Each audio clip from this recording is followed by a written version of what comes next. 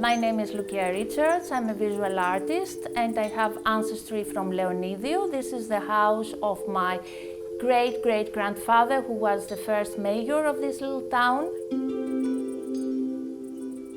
My connection to kilim started when one day, more than 20 years ago, I was lying on this couch behind you and I took a look at the kilim that is on the floor. And I was impressed. As I said, I'm a visual artist, so I was impressed by the form, and I was impressed that I've never noticed before how amazingly warm the colors were and striking, and the simplicity and power of the form, the tooth-edged square, that in the local kilim language is called herakia, the little hands, or ktenia. Kteni is the comb for the loom. This particular kilim we are sitting on is a kilim created by assignment for the dowry of my great-grandmother. What is a kilim? A kilim is a sort of carpet, but it's different because it is a woven that it can be used both sides. There is no right and wrong. And it is also thinner than a carpet. So my great-grandmother did not weave. Maybe she did some embroidery or some of these kind of things that they pertain to the household activities, but she had her servants and she had the women she would assign with, so she had time to do the social networking, the PR for her husband, to bring up the girls and boys she gave birth to. The kilim became part of the decoration of the house and a reminder of her origins.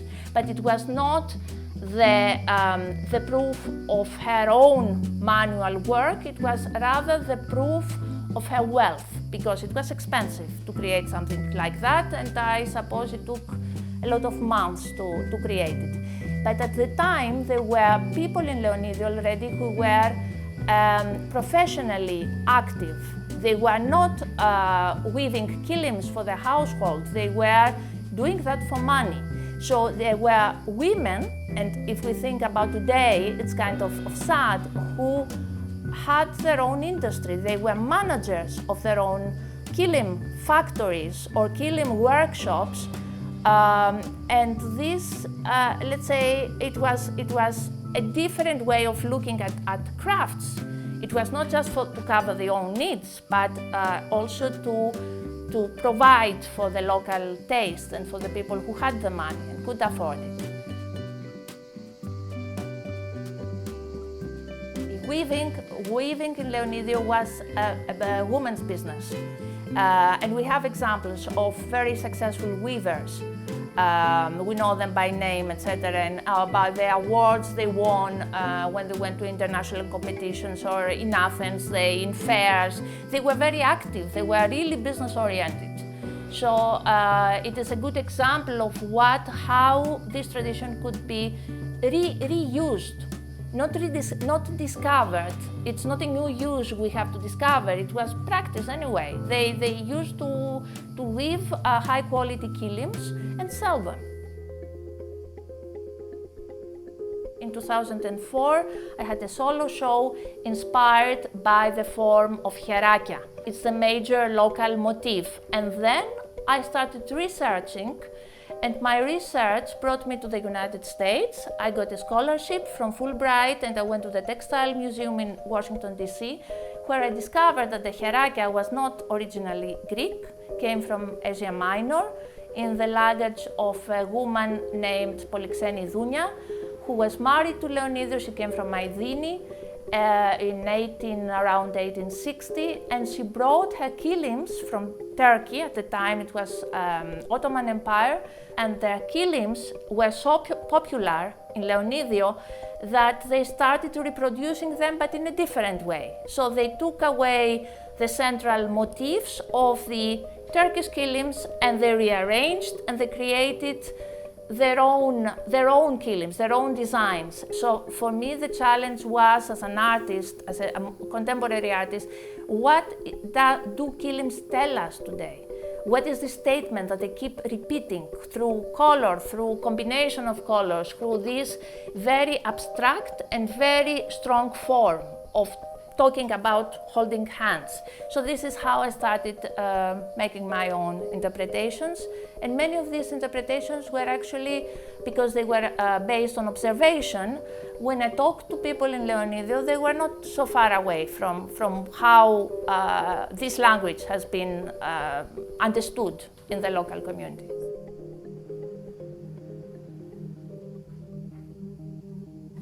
The value of teaching crafts is very important in general, not just for Greece or for the local community. Also in terms of, let's say, other political ideas behind that can be expressed by crafts. Like we have the climate change challenge, or we have the challenge of the overconsumption. We come now after, let's say, 60 years in Western Europe, or after the war, the Second World War in Western Europe, consumption has been a feature of happiness. So people had to consume a lot, use, throw away. This is exactly the opposite.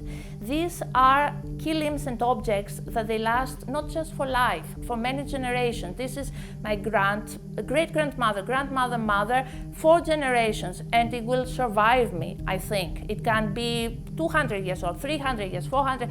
So it's not something you throw away.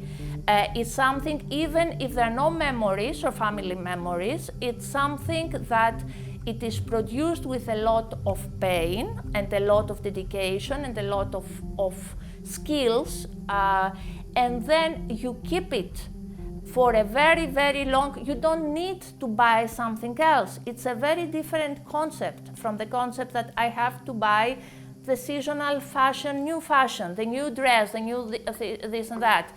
It's a little bit anti-commercial because fashion in all items, in dresses, in carpets, in furniture, has to be renewed in order to sell.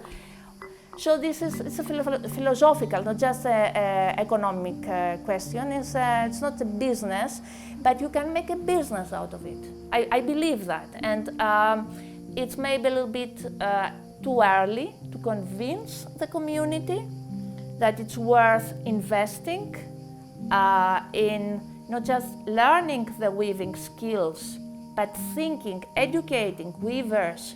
And maybe the mission of crafts and textile is also a diplomatic mission, could be a diplomatic mission to bring people, to make people reflect that peace we have more to win in terms of peace. There are more things that connect us than things that divide us.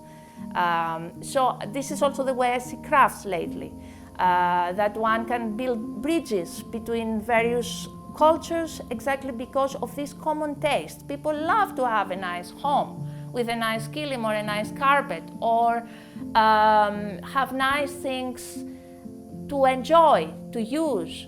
And it changed the way I see art.